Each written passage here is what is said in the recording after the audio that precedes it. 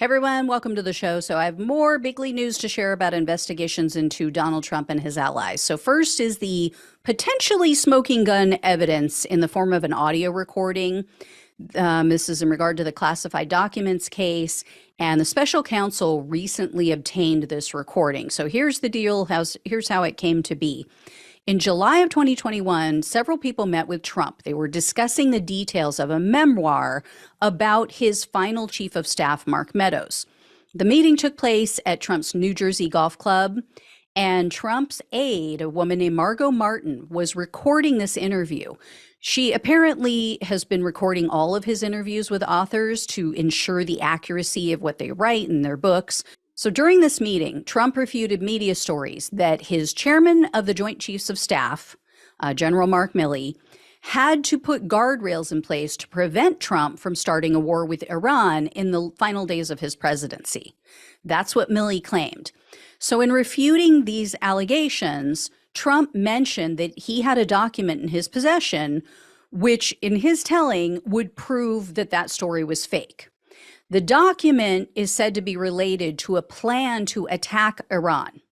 So Trump noted that, the document was classified, and although I'd really like to show it to you, he told these people he lacked the authority to do that, to declassify this document and show it to them, because he was no longer the president. So if all of this is accurate, this completely destroys what little defense he had left. There are a couple of issues. There's a couple of questions that need to be answered first, like, did Trump really have this document? Was he posturing, like he typically does to make himself sound special and important and everything? Or was he maybe making it up because he was embarrassed about what Milley said and he just wanted it to appear like he had evidence to refute Milley's claims, to, give this talking point to the Republicans and to his base? So we have to get to the bottom of all that. But the special counsel undoubtedly already has these answers because they know what documents they seized from his property, right? And investigators are said to have interviewed General Milley, so he would know if this document exists, and everyone would know if this document is still missing or if they did find it at Mar-a-Lago. And the reason I say, is it still missing, is because remember, there were reports out there that Trump's attorney, who is just everybody hates apparently, Boris Epstein, he was trying to prevent Trump's other legal defense counsel from searching the Bedminster, the New Jersey golf course. So Trump is giving this interview at the New Jersey golf course, and he's heard in the recording, like waving a paper around. No one knows, at least from the reports I've read, if he was waving around the document that he claims is the document in question, or if he was just, being funny and waving around a paper. So we don't know, it's something to consider. Obviously, if this is all legitimate, if Trump really does have this document, or if he did have it, not only was he aware that he had classified material, but he also knew that he didn't have the authority to declassify it and to show it to other people, which we now know he's supposedly showing things to other people. The new reporting is saying that's what he's been accused of doing.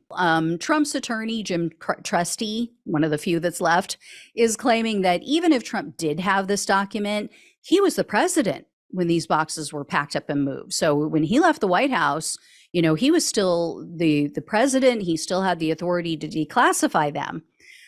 But Trump's own words refute that, because he's telling these people, oh, I was no longer the president, I can't declassify them and show them to you. So clearly it wasn't declassified in his mind, as he claims he can do with his mind, right? When he had this meeting with these people in the summer of 2021, he's telling them, nope, sorry, I can't show it to you. It's not declassified. Refutes his own attorney. And then also the question is, he was on his way out of the White House. So was he really still the president? Because Biden won. Biden had already been elected. At that point, he had already been sworn in. and he was moving into the White House. So, and let's give him the benefit of the doubt, right? Even if we accept this specious argument, that doesn't address a couple of things. Like, it doesn't address the fact that Trump knowingly retained documents that do not belong to him. They belong to the government. They belong to all of us as taxpayers. Or the fact that he was repeatedly asked to return government materials in his possession, and he repeatedly failed and refused to do so for over a year and a half.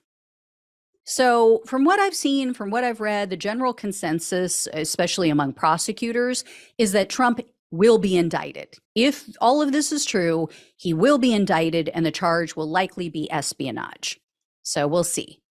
In other classified document news, the special counsel has been asking a lot of questions about the Mar-a-Lago employee who helped to move boxes out of the storage room with Trump's valet, Walt Nauta. Following a subpoena for security camera footage, this person, who they still aren't naming, discussed with an IT worker how the cameras worked and how long the videos were stored. So this employee was questioned about this very suspicious conversation, and he claimed that this was just innocent curiosity. But according to sources who spoke with the Washington Post, the investigators aren't buying that.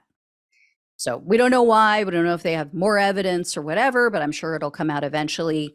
And then, in a sign that the special counsel is still investigating January 6th, they have subpoenaed some of Trump's White House aides in relation to the firing of Christopher Krebs. So Krebs, as you guys might remember, he headed up the cybersecurity agency under Trump, and he confirmed that the 2020 election was the most secure in history. I believe those were his exact words. And after Krebs told the media that he had no doubt about the election, Trump fired him. So in relation to that line of inquiry, the special counsel is also asking witnesses about the supposed loyalty tests that we heard about. Trump allies, his aides, they were conducting these loyalty tests to try to weed people out who they felt weren't sufficiently loyal to Donald Trump. People, were fired for this. People were fired for their refusal to use the government to overturn the election for Trump. So they've also been questioning Trump's last-minute appointments of people, of loyalists to very key positions within the government. And then, speaking of Trump allies, former Trump official Peter Navarro, we just found out, will be going on trial in September for his contempt of Congress charges. In porn star hush money payment news, Trump is both trying to get the case moved from the state court to the federal court, which would just drag it out forever, like what he did to E. Jean Carroll. And then his attorneys have asked the judge to recuse himself from the case. I'm thinking, in case they can't get it moved to a federal court, because they claim he has ties to Democratic causes. So neither of these desperate moves is likely to work. And to Trump, I would say, if one of your literal transition team members, Judge Trevor McFadden, can preside over January 6 cases, then you just need to shut the hell up about this judge in New York. I mean, such hypocrisy. It's pathetic. So anyway, guys, I will let you know when I hear more. Thank you so much for watching and listening. Please like, share, and subscribe. Please donate if you possibly can. Really helps to keep the show on the road moving forward. Thank you so much again. Love you all. Take care, and I'll talk with you soon.